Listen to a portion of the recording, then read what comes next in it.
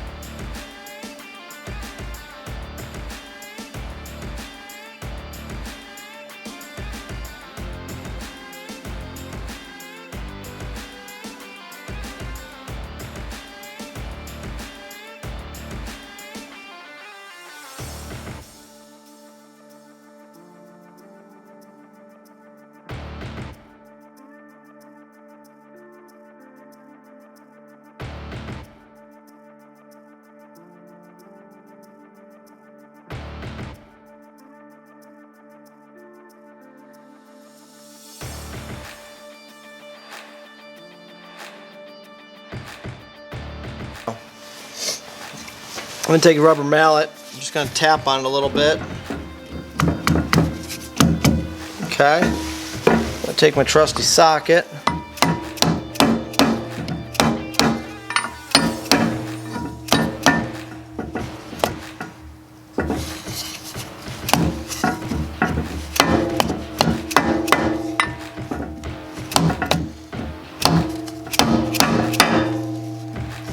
Okay. And now that we've used all those tools,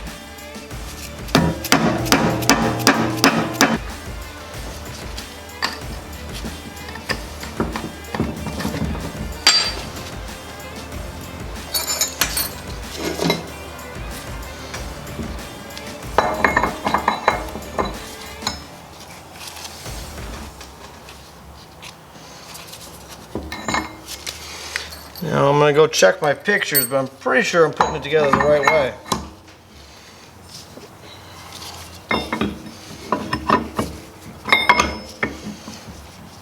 Isn't that pretty? Look at that. Like downtown. I think we got it. Well, no, that's kind of weird. We're going to lube this up. I'm hoping that seal's okay.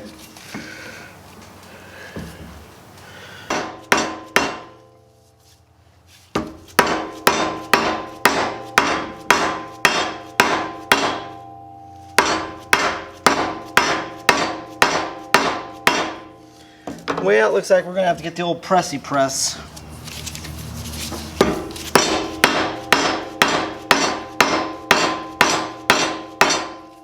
Yep. Gonna have to press it on.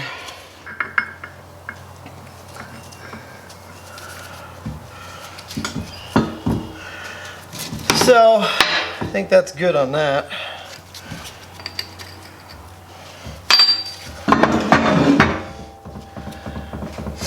I'm going to go ahead and clean this off. I like to get the old grease and dirt off. No sense of putting that right back in there. And I have a parts washer, but for what few parts I have at the moment, it's no sense of running them through that. Brake cutter, brake cleaner, or starting fluid. They both cut grease off. Even WD-40 will take care of a lot of it.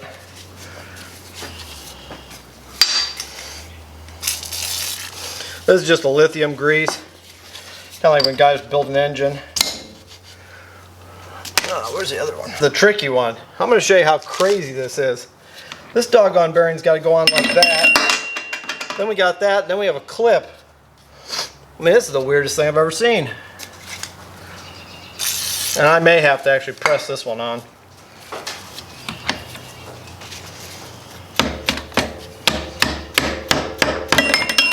We're going to see how hard it is to get it started.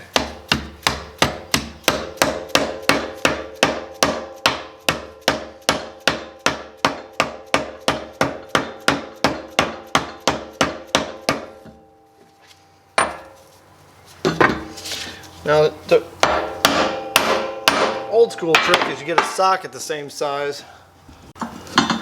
Old school trick is you take a socket that's the same size as the inner race there, and you tap on it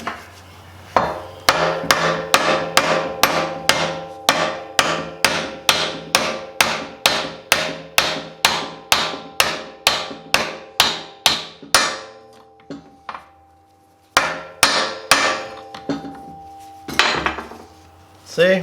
Got it onto there almost all the way. Now we just gotta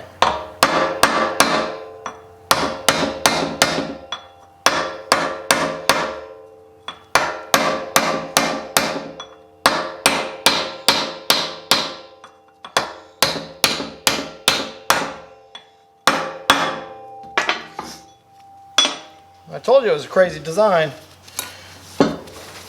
It came apart like easy because it was all broke. You know, parts were flying out of this thing when it came apart. I'll show you this. I use copper gasket spray because this is a machine part. There is no gasket. They just put like a, I think they put like a shellac or like a sealer.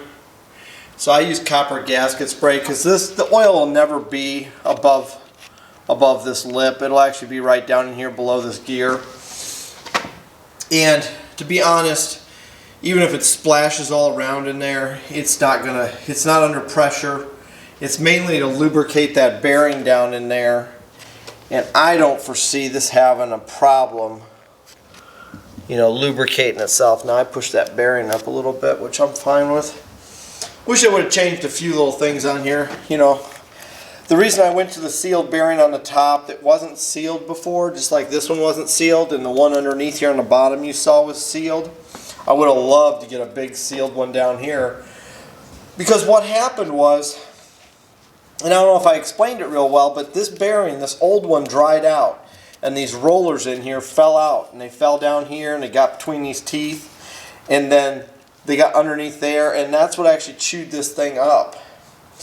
So the only thing I can think is, since this was an open bearing before, that this housing, the seal that's down under this shaft down here, there's a seal down there that keeps this thing full of fluid. See, I filled it up so it's not leaking, so we're in good shape.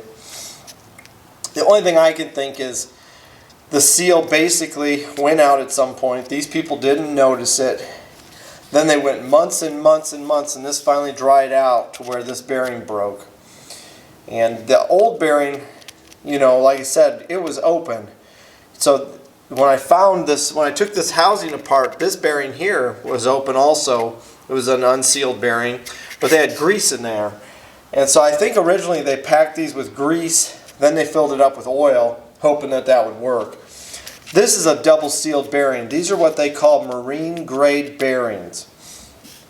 The idea is these can't necessarily be submerged 100% in water, but they can take a lot of moisture. And the reason I like to use these is that they're just made a lot stronger. So if a sealed bearing would have been good, a marine grade bearing would be even better. So a few bucks more in price, but that's why I buy them. And I'm going to relate this to the laundromat. When I change bearings on my big washers, they're called trunnions on the back, the housings, I buy marine grade bearings for them too, because what little water gets around the seal, or if the tub fills up, like some people have pointed out, if the tub fills up with too much water, the seal's not going to hold it all out. It's going to hold out a little bit of it, but over time it'll let it seep in there. So those bearings in a horizon, those seals wear out, the bearings start to get water in those trunnions, the housings behind them. And Speed Queen sells kits. You can get the hips, Speed Queen, Unimac. They sell bearing kit. They're 2 bearings, the seals, glue. It's like 200 some bucks. When I replace the bearings from Granger, I'm paying like 10, 20 bucks a bearing. And then I buy the seals from Speed Queen because I can't get them direct. And I pay about 10 bucks for that. That's one way I save money. I don't always buy the Speed Queen kits for repairing stuff because a lot of times they have parts you never use. And that's why I've started going to marine grade bearings, even on other equipment. If you're going to have a sealed bearing, you might as well have the best thing out there. And what better than something that's made to go near water? So hopefully this will last. I have a feeling the way I'm putting this back together, this housing, I think this will last well past the time I use it and well into the next owner. So just big thing is with this housing, I'm just going to have to keep an eye on the oil level. So right now I'm going to go ahead and get this cover put back on. It's all back together. Now it's a little tighter than I expected, so I thought I'd move a little freer, so I might take time to check a few more things just before I put it in. Make sure that I don't have it bound up somewhere. The main thing I should have done is this main sprocket that had 2 sprockets on it. It fits down in a bearing. It has a bearing on the top. When I pushed it into the bottom one, I didn't keep taking it down all the way because I was kind of afraid if I bottomed it out, it'd be short. Because the other one, you know, came out so easily. It was so garbage that it's hard to tell how this fit together anew. But I think we're just about there.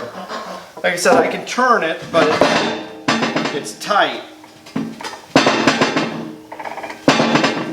So I think I got to loosen them a little bit. And if I can turn it when they're loose, a little looser, then I'm going to go ahead and try to compress it a little more. Almost got it there. We just got to slide that in there.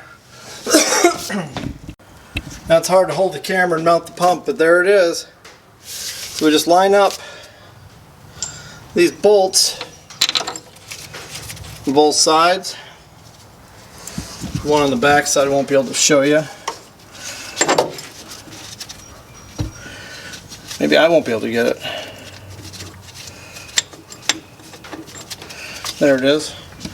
Just got to hook up the hoses, put that stuff back, fire up, see what she does. Hopefully it works. I got dirt on my head. Hopefully it works, so we'll see.